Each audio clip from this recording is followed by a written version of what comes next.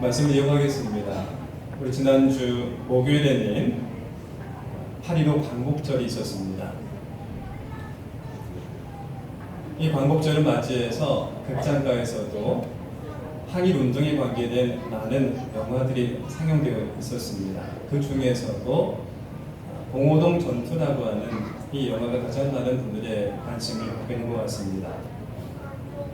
이 영화는 1920년 6월에 독립군 연합군대가 그들을 토벌하기 위해서 출전한 이 일본군들을 이 봉오동이라고 하는 곳으로 유인해서 치열한 전투를 벌이고서는 승리를 거둔 실제로 있었던 역사적으로 보면은 독립군들이 최초의 승리를 거둔 전투로 기록되는 이 실화를 바탕으로 한 영화가 많은 분들의 관심을 받았습니다.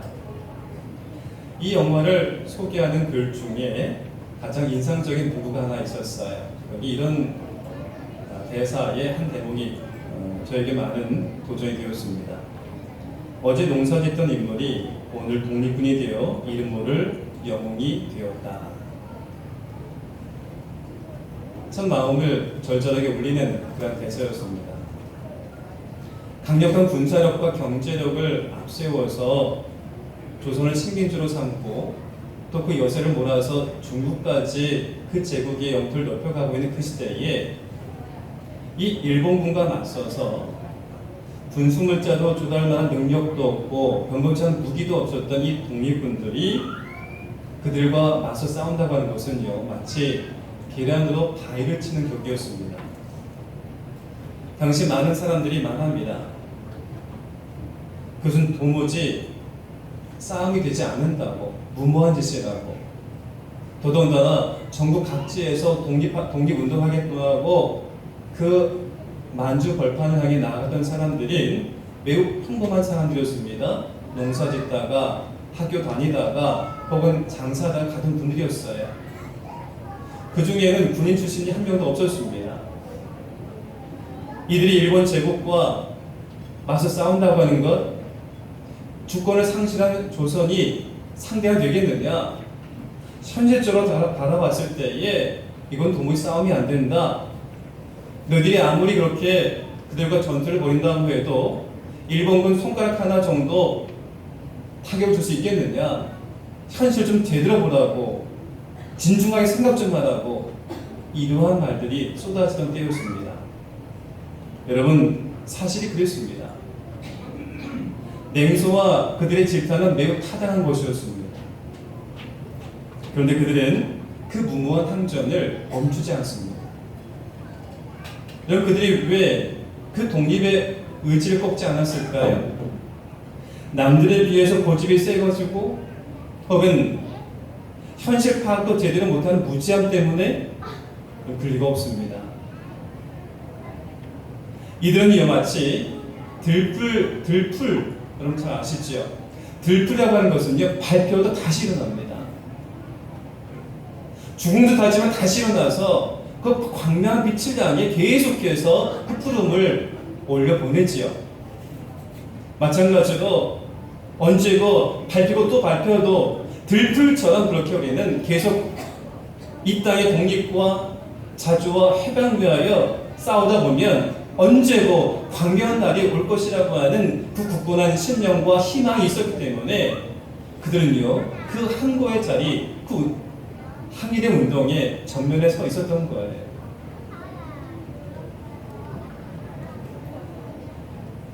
전 여기에 한 가지 중요한 사실을 덧붙이고자 합니다. 우리가 히브리서 11장의 말씀을 보면서 믿음이란 무엇인가에 대한 말씀을 나눈 바가 있어요. 그리고 믿음이란 두 가지로 정리할 수 있다고 했습니다.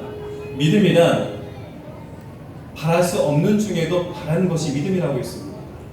믿음이란 남들이 보지 못하는 것을 보는 것이 믿음이라고 했습니다.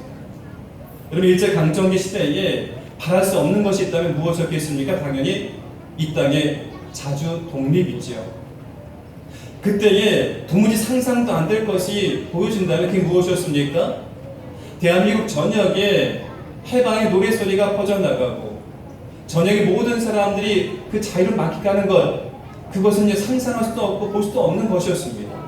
그럼에도 불구하고 그 시대에 믿음 가지고 하나님 언제가 이 땅에 하나님께서 역사하시기만 하면 이 땅을 책임져 주시고 반드시 하나님의 역사하심을 통해서 그날 출애굽 백성들이 그리하셨던 것처럼 하나님이 함께 하시기만 하면 마침내 사막이 에덴 동산같이 광야가 여호와의 동산같이 바뀌어지는 것처럼 이 땅에도 틀림없는 자주 독립이 있게 될 줄로 믿습니다. 기도하며 그날 꿈꿨던 믿음의 사람들이 있었기 때문에 하나님께서는 그 믿음의 사람들을 통하여 이 땅에 광복을 허락하여 주셨는 줄로 믿습니다. 어쩌다가 열강의 여러 세계 정세 때문에 어부지도 이 땅이 해방된 것이 아니라 마지막까지 들풀처럼 포기하지 아니하고 짓밟혀도 다시금 독립의 의지를 꺾지 않았던 그 소수의 독립 우리들의 믿음의 선지도 있었던 것이고요. 이 땅에 이 민족의 자유와 해방을 위하여 눈물며 기도하며 하나님의 역사하심을 기대하며 사모했던 이들의 그 기도가 있었기 때문에 바랄 수 없는 중에도 바라고 볼 수 없는 중에도 보았던 그 믿음 갖고 나왔던 이들이 있었기 때문에 마침내 이 땅에 하나님께서 광명한 빛을 허락하시고 광복의 기쁨을 허락하여 주셨던 것입니다. 오늘이 창립 45주년을 기념하고 있습니다. 우리도 그런 예외가 아닙니다. 이런 강석의 현실을 한번 우리가 스스로가 이렇게 솔직하게 바라보았으면 좋겠습니다. 여러분, 건물로 보면 또 규모로 보면 중형교회, 대형교회와 우리 강석교회가 비교가 되겠습니까? 우리 교회는 정계, 재계, 이름만 들어도 알만한 그런 유명한 인사들, 그분들이 나오는 교회가 아닙니다. 우리 교회는 매우 서민적인 교회입니다.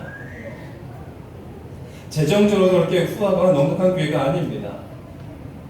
양육과 교육에 관한 프로그램과 이를 가동시킬 만한 우선 인프라가 잘 갖춰진 교회도 아닙니다. 아이들만큼 뛰놀 만한 공간도 넓은 주차시설도 갖고 있지 못합니다. 강석교회를 담임하는 저 역시도 교계나 교단에서 매우 명성을 날릴 만한 유명한 인사도 아니고요. 그저 평범한 목회자입니다. 이것이 우리가 인정하기 싫지만 인정할 수밖에 없는 우리들의 현실, 팩트입니다. 이런 강석교회에서 가정과 이웃을 구원의 길로 이끌며 세계를 변화시킨다고요? 이 땅에 세워진 수많은 교회들 가운데 가장 모범적인 교회를 만든다고요? 어찌 보면 현실적으로는 가당치도 않은 소리입니다. 그러나 여러분, 그래서 더 우리는 남들보다 더 진짜 믿음을 소유할 수가 있게 되는 거예요. 우리의 힘으로 할 수 없기 때문에. 그러나 진짜 믿음, 바랄 수 없는 중에도 바라고 남들이 보지 못하는 것을 볼 수가 있는 진짜 믿음을 갖게 되는 거예요. 우리 꿈을 꿉니다. 우리 강석교회는 건물을 자랑하는 교회가 아니라 하나님만을 자랑하는 교회를 꿈꿉니다. 강석교회는 우수한 인력과 프로그램은 부족하다 할지라도 엄마의 품처럼 따스하고 아빠의 넉넉함과 아빠의 자비로움이 있는 그런 같은 교회. 아이들에게 훌륭한 공간과 편리함은 제공해 주지 못해도 교회의 어른들이 아이들의 이름을 불러가며 기도하고 하나하나에만 머리를 쓰다가 주며 그 아이들을 축복해주고 그 아이들의 미래를 바라봐 줄 수 있는 사랑의 눈이 있는 교회. 태주인 아이들로서부터 아동부 청소년 청년들이 어른들을 공경하고 존중하고 어른은 다음 세대를 위해서 그들의 마음을 헤아려주고 어른들이 아이들과 함께 춤을 추며 노래해도 전혀 어색함이 없는 모든 세대가 공감하는 교회. 성교는 물질로 하는 것이 아니라 예수 그리스도의 심장으로 하는 것임을 깨닫고 작더라도 형편 어려운 교회들과 이웃과 지역과 나라를 섬길 줄 아는 교회. 여러분, 이 같은 교회를 꿈꾸며 이 같은 교회를 향해 믿음으로 바라고 믿음으로 보고 믿음으로 상상하며 믿음으로 비전을 품고 나아가는 교회가 바로 강석교회가 될 줄로 믿습니다. 그래서 우리 교회는 희망이 있는 거예요. 또한 우리는 매우 신속하고 빠른 시대를 살아가고 있지 않습니까? 모든 것이 빠르지 아니하면 견딜 수 없을 만큼 금방 하루가 멀게 느껴질 만큼 빠르게 변화된 이 세상 속에서도 우리는 시대를 역행한 일이 있어도 남들이 보기에는 더디 보여도 빠름보다는 발음을 지향하고 하나님께서 우리에게 무엇을 원하신지에 관심을 두고 바르게 성장해 나가는 교회를 지향해 나갈 때에 하나님께서 이 교회를 반드시 우리가 꿈꾸는 대로 그 교회를 만들어 가시고 이루어 가실 줄로 믿습니다. 발음을 지향하고 하나님 원하시는 성경적 공동체를 지향해 나갈 때에 우리가 지난주에 나왔던 말씀이 있지요.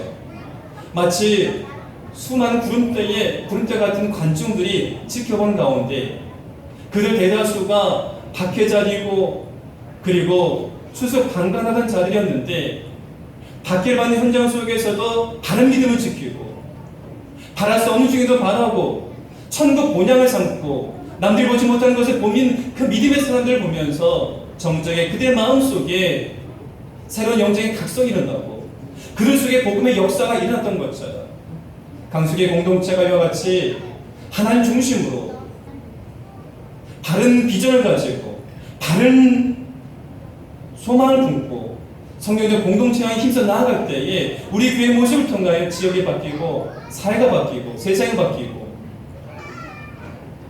믿지 않는 사람들이 복음의 역사를 체험하며 하나님께 도는 역사가 반드시 우리 가운데 일어나게 될 줄로 믿습니다. 이것이 우리의 꿈이 우리의 비전, 이것이 우리의 소망이 되는 것입니다. 그런 의미의 소리님, 다시 한번 이 창립 기념주를 맞이해서 너에게 익숙한 그 그림을 하나 보여드리려고 합니다. 그리고 이것이 우리들에게 다시 한번 이 큰 그림이 마음속에 새겨지고 늘 이것을 품고 기도하는 우리 모두가 되길 원합니다. 여러분, 우리 강서교회 공동체에 지구로서의 교회를 지향하는 우리 교회 가장 그 기초는 두 가지라고 했습니다. 무엇입니까? 하나는 중보 기도입니다. 그리고 또 하나는 동력자의 삶입니다. 이것이 교회의 기초가 되어야 합니다. 제가 부러워하는 교회는요,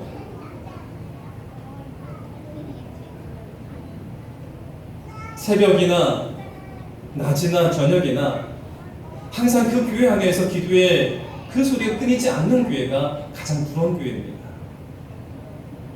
여러분, 에드워드 리슨 토즈라고 목사님이 우리에게 그런 도전을 준다고 했습니다. 교회 안에서 기도하지 않는데도 무엇인가 잘 된다고 한다면 그것은 비극이다. 좋은 것이 아니라 비극이다라고 얘기합니다. 여러분, 기도하지 않는데도 잘 되는 것은요, 좋은 것이 아니에요. 역으로 말한다면 교회의 기초는 기도가 되어야 하는 것입니다. 우리가 기도에 잘 지키는 것이 아니라 기도가 우리 교회를 지키는 것입니다. 기도가 나의 가정을 지키고 기도가 우리 공동체를 지키고 기도가 이 땅 이민족을 지키는 것입니다. 그러하기 우리는 그 기도가 기초가 되어야 하는 것이지요. 그리고 우리 기도의 지경을 넓혀서 나 중심에서 내 가정을 뛰어넘어 교회 공동체를 위하여 이 지역을 위하여 이 민족을 위하여 세계를 위하여 기도해야 되는 겁니다. 중보 기도가 기초가 되는 교회. 또한 주기 있다면 그것은 바로 동력자의 삶입니다. 동력자의 삶이란 다름 아닙니다. 주인 의식을 갖고 교회를 섬기는 것이지요. 여러분, 교회 주인이 누구입니까? 교회 왕은 누구이십니까? 교회의 왕은 하나님이시고 교회의 주인은 한 분 하나님이십니다. 교회 안에 있는 모든 사람들은 그러므로 누구든지 주인 행세를 해서는 안 되는 겁니다.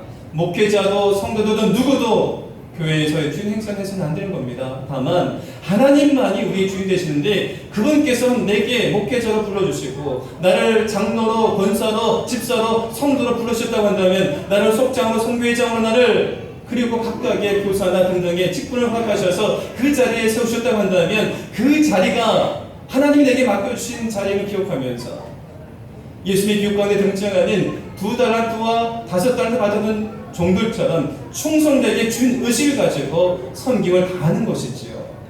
이것이 기반이 되는 교회가 하나님 기뻐하신 교회가 되는 것입니다. 왜 나만 이래야 되냐고, 왜 나만 교회 섬겨야 되냐고 할 필요가 없어요. 왜? 내가 하나님의 부름받고 주인 의식을 가지고 섬기는데 이 교회가 하나님의 교회이며 또 나의 교회도 되는데 무엇이 남과 비교할 이유가 있겠고요. 무엇이 굳이 그것 때문에 힘들 이유가 무엇이 있겠습니까? 내 교회고 내가 주인인데 이것이 주인 의식이에요. 주인 노릇하는 것이 아니라 주인 행사하는 것이 아니라 진짜 주인 의식을 가지고 섬기는 자들의 참 모습인 겁니다. 여러분, 이 교회는 하나님의 교회이자 하나님의 집이자 이 교회는 나의 교회이자 나의 집임을 믿으시길 바랍니다. 주인 의식을 섬기는 것을 가지고 교회가 기반이 될 때에 그 교회가 진정 성령적 공동체 향해 나아갈 수가 있게 되는 것입니다. 그리고 우리는 이 기반 위에서 하나님의 집으로서의 공동체를 꿈꾸며 지금까지 달려왔습니다. 하나님의 집이라고 하는 것은 크게 세 가지라고 했습니다. 예배하는 집이죠. 하나님은 예배하는 집. 부모가 먼저 하나님 앞에 믿음 가지고 예배하고 그 믿음의 모습을 보면서 아이들이 함께 더불어 하나님 예배할 줄 아는, 하나님을 아버지라고 하면 당연히 자녀들은 아버지를 바로 아이들에게 되지 않겠습니까? 아버지께로 나온 자녀들이 함께 모두가 하나님 예배하고 그 아버지와 깊은 사귐을 갖는 예배하는 집. 그리고 더 나아가서는 이곳은 사귐의 집이 되는 것입니다. 한 분 하나님 아버지를 섬긴 모든 자녀들이 서로 마음을 나누고 생각 나누고 삶을 나누는 그와 같은 집. 여러분, 현대 사회에 특징이 있다고 했습니다. 현대인들 대다수는요, 아프고 힘들고 외롭습니다. 여러분, 이 세 단어에 나는 누가 나다고 하는 분 계십니까? 다 아픕니다. 다 외롭습니다. 다 힘들어요. 그런데 교회는요, 내가 적어도 한 주간 동안에 그렇게 치열하게 살다가 힘들고 어렵고 고통스러워도 교회 오기만 하면 나를 위로해주고 나를 감싸주고 무조건 나를 지지해주는 믿음의 동료들, 믿음의 식구가 있다고 한다면요, 다시 새로운 힘을 얻고 다시 신길전하고 다시 세상을 향해 나갈 수가 있지 않겠습니까? 이곳이 사귐의 집으로서의 교회예요. 함께 이곳에 모여서 같이 마음을 나누고 생각을 나누고 삶을 나누는 교회, 함께 아파할 줄도 알고 함께 동감도 하고 더 나아가서는 함께 공감할 줄 아는 교회, 그 교회가 우리 교회가 지향하는 강속교회, 진짜 하나님의 집으로서의 교회가 되어야 될 줄로 믿습니다. 그리고 또한 교회는 자녀들의 집이 되어야 합니다. 다음 세대가 많고 뛰노고 즐거워하는 교회, 이곳이 아이들의 놀이터가 되고 훗날에 이 아이들의 머릿속에 강속교회가 추억으로 남고 강속교회가 고향이 되어지는 교회. 혹여라도 먼 곳에 간다 할지라도 내가 어릴 적에 내 엄마와 내 아빠와 함께 다녔던 그 교회가 힘이 되고 그것만 생각하면 마음의 위로가 되고, 그래서 아무 때고 달려올 수 있는 건 고향 같은 우리 자녀들의 집이 우리 강속교회가 되어야 하는 것이지요. 여러분, 그러기 위해서는요, 여러분, 우리 자녀들 위해서라면 엄마 아빠가 좋은 못 먹어도 아이들 위해서라면 다 쓰지 않습니까? 교회도 그와 같은 것입니다. 우리의 아이들 다음 세대 위해서는요, 거룩한 낭비를 서슴없이 할 수 있는 그런 교회가 되는 것입니다. 밑빠진 독에 물을 부어야 되는 것입니다. 이것이 교회가 지향할 성경적 공동체의 모습인 것이지요. 그리고 이제 그 위에 우리가 계속해서 2층 집, 3층 집을 쌓아 올리고 있었습니다. 그래서 우리는 거룩한 삶을 꿈꾸며 성화의 공동체를 향해 달려왔습니다. 화목한 삶을 꿈꾸며 평화의 공동체를 이루기 위하여 달려왔습니다. 그리고 올해는 제자의 삶과 복음의 공동체라고 하는 모토를 가지고 모두 함께 이 성경적 공동체를 향해 조금씩 한 발자국씩 가까이 나아가고 있는 중에 있습니다. 이제 우리 다시 한번 남은 기간 동안에도 우리가 갖고 있는 이 비전을 마음속에 품고서는 더욱더 신기전하기 원합니다. 저 여러분들이 지향해야 될 진정한 삶의 모습은 제자의 삶이 되어야 합니다. 제자의 삶. 오늘 함께 읽었던 본문의 말씀, 또 저 위에 늘 붙박이로 붙여있는 말씀이기도 하죠. 그들이 사도의 가르침을 받아 서로 교제하고 떡을 떼며 오로지 기도하기를 힘씁니다. 여러분, 우리가 여기서 주목해야 할 말씀이 무엇입니까? 그들이 사도의 가르침을 받았다. 이 받았다는 말씀이 무슨 뜻이라고 했습니까? 받았다고 하는 것은요, 받든다, 받아들인다, 그런 의미가 있는 거예요. 하나님 말씀을 받든다고 하는 것은 곧 내가 하나님 말씀을 표준 삼겠다고 하는 것입니다. 세상의 처세와 세상의 기준이 나의 삶의 기준이 아니라 하나님 말씀을 가지고 내가 표준 삼겠다고 하는 거예요. 그리고 그 말씀대로 순종하며 살겠노라고 하는 것입니다. 여러분, 이러기 위해서는요, 우리는 하나님 말씀이 늘 우리 마음속에 깊이 새겨져 있어야 되지 않겠습니까? 그 말씀을 사모해야 되지 않겠습니까? 우리 시대에 흔히 그렇게 말합니다. 말씀의 홍수의 시대를 살아가고 있다. 여러분 기억나시죠? 여러분, 우리가 말씀이 없는 것이 아니에요. 어플리케이션 작동만 해도요, 엄청나게 많은 말씀들이 쏟아져 내리고 있습니다. 쉽게 성경도 읽을 수 있습니다. 그러나 어떤 시대보다도 더 우리는 말씀의 기근의 시대에 살아가고 있는 이유는요, 말씀이 없어서가 아니에요. 홍수가 나면 오히려 더 마실 물이 귀하듯이 우리는 더 어느 때보다 더 말씀이 필요한데 그 말씀을 멀리하는 우리의 모습을 우리는 반성할 수가 있어야 되는 거예요. 하나님의 말씀이 우리들의 영의 양식이 되어야 합니다. 내 육체가 건강하기 위해서는 삼시세끼 먹어야 되는 것처럼 내 영혼의 양식, 하나님의 말씀을 섭취할 때만이 하나님의 말씀을 받들고 하나님의 말씀을 받아들여서 순명과 순종의 삶을 살아갈 수가 있게 되는 것입니다. 여러분, 하나님의 말씀을 받들고 받아들이고 살아갈 수 있도록 위하여 날마다 하나님의 말씀 영혼의 양식을 삼으시고 그 말씀을 사모하시고 그 말씀을 묵상하시고 그 말씀을 듣는 데 온 힘을 다하시기를 주의 이름으로 축원합니다. 또한 우리는 제자의 삶이란 곧 기도하는 삶이라고 하는 것을 마음속에 새겨야 됩니다. 기도는 영혼의 호흡과도 같은 것입니다. 매우 빠른 시대에 살아가다 보니까 종종 이런 마음이 듭니다. 기도하면 마치 인터넷 포털 검색창에다가 단어 하나만 입력해도요, 내가 원하는 정보가 쫙 나오는 것처럼 그렇게 기도 응답이 있었으면 참 좋겠습니다. 전화 한 통하면 요즘에 택배가 새벽 배송도 하지요. 신속하게 내게 그 응답이 바로바로 왔으면 좋겠습니다. 그런데 하나님께 기도하면 더디기만 하고 언제 올지 막연하기만 합니다. 그래서인지 이 현대사회의 신속함과 편리함에 빠져있는 우리를 하나님 앞에 기도하는 것을 점점 게으르하고 있는 것도 엄연한 사실입니다. 여러분, 이것을 분명히 기억하시길 바랍니다. 현대사회가 우리에게 주는 그 신속함과 빠름과 그 편리함은요, 우리에게는 그 순간 매우 유익한 것 같지만 그 모든 것은 매우 소비적이고 소모적인 것에 끝나고 말합니다. 전혀 그것은요, 영혼이 남아있지 않아요. 다 소비되면 그것은 끝이 나는 겁니다.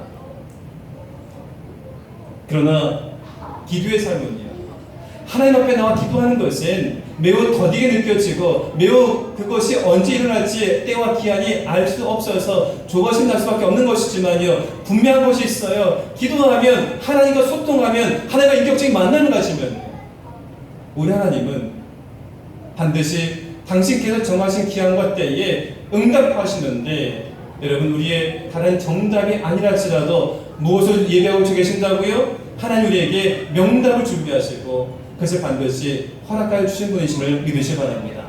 하나님께 기도하는 삶은요, 생명을 소비하는 인생이 아니라 생명을 누린 인생이 되는 거예요. 왜? 영생하신 하나님, 우리 영생을 보장하시고 영생을 향해 나아가게 하신 하나님께서 끝까지를 책임지시기 때문에, 그리고 무엇보다도 우리가 곁길로 나아가거나 잘못된 걸로 가면 하나님께서 교정시키시고 바른 길로 나아가게 하시고 이끌어 주셔서 선한 목자신 주님께서 그 악을 골짜기에서 그를 살리시고 보호하시고 마침내 영원한 직장에 나갈 수 있도록 인도하시기 때문에, 언제고 우리는 기도하면, 그리고 기도하고 기다리면 깨달은 날이 오게 될 것입니다. 아하, 그렇구나. 하나님이 나에게 이것을 주시기 위하여, 나는 내가 원했던 것보다 더 가치가 더 귀한 것을 깨닫기 위하여, 이것을 내게 채워주시기 위하여 나로 기다리게 하시고 나로 기대하게 하시고 나로 인내하게 하셨구나. 그리고 눈물까지 흘리며 감사하며 하나님 앞에 찬양하고 경배하는 그날을 반드시 맞이하게 될 줄로 믿으시기 바랍니다. 이것이 기도하는 자의 삶의 모습이에요. 마지막으로 제자들은요, 하나님을 찬양할 줄 알아야 합니다. 누군가 진심으로 사랑한다면 그 사람을 자랑하고 싶어 하지요. 마찬가지입니다. 하나님께서는 우리를 사랑하시는데 저 하늘에 떠 있는 모든 별들과 삼남 안상보다도 더 우리를 사랑하시는데 얼마나 우리를 사랑하시는지 당신의 형상대로 지음받은 우리들을 매우 자랑스럽게 여기고 계신다고 하는 거예요. 하나님 우리를 사랑하시고 우리를 자랑스럽게 여기는데 정작 우리는요, 얼마나 하나님을 사랑하고 얼마나 그분을 자랑스럽게 여기고 있는가라고 하는 거예요. 하나님을 자랑할 수 있기 원합니다. 진짜 하나님을 사랑한다면 그분을 자랑할 수 있어야 됩니다. 하나님을 자랑하는 최고의 방법은요, 그분을 노래하는 것이지요. 하나님을 찬양할 줄 알아야 되는 것입니다. 우리 일상의 생활 속에서 하나님을 찬양할 때에, 그분의 이름을 높일 때에 우리의 모습을 통하여 하나님 알지 못한 이들이 나도 당신이 그렇게 찬양한 그분을 만나고 싶다고 하는 그 어떤 놀라운 역사가 일어나게 되는 것이고요. 영원 구원의 그 불꽃이 이제 타오르게 될 줄로 믿습니다. 여러분 찬양하시기 바랍니다. 하나님 높이시기 바랍니다. 하나님 자랑하시기 바랍니다. 자랑한 여러분들의 모습을 통하여 복음이 확산될 수가 있는 것입니다. 이와 같이 하나님의 말씀을 영혼의 양식으로 삼고 기도를 영혼의 호흡으로 삼고 찬양을 내 영혼의 고백으로 삼고 말씀과 기도와 찬양의 삶을 살아가는 저 여러분의 모습 속에서 그것이 일상이 될 때에 우리 교회 공동체 안에 복음의 역사가 일어나고 밖에 나가서 예수 믿으십시오라고 말하지 않아도 우리의 삶의 모습에 그리스도의 향기가 진동하게 되고 지나가다가도 이 교회에 들어오는 사람들에게 그냥 이 안에 들어온 것 자체만으로도 하나님의 사랑을 체험하고 주께서 얼마나 우리에게 큰 은혜 베푸시는지를 느끼고 그래서 복음의 확산이 일어나고 초대교회 영성 회복한 자들이 시대와 지역을 바꾸고 세상을 바꿨던 것처럼 그 거룩한 씨앗의 역할을 우리 강석교 공동체가 이루어가게 될 줄로 믿으시고 그 역할을 수행해 나갈 수 있는 우리 모두가 되시기를 주의 이름으로 축원합니다. 이쪽에 나아가기 원합니다. 이런 길을 만들기를 사모하며 나아가기 원합니다. 바랄 수 없는 중에도 바라고 남들이 보지 못하는 것을 보면서 교회의 교회다움을 위하여 함께 찬양하기 원합니다.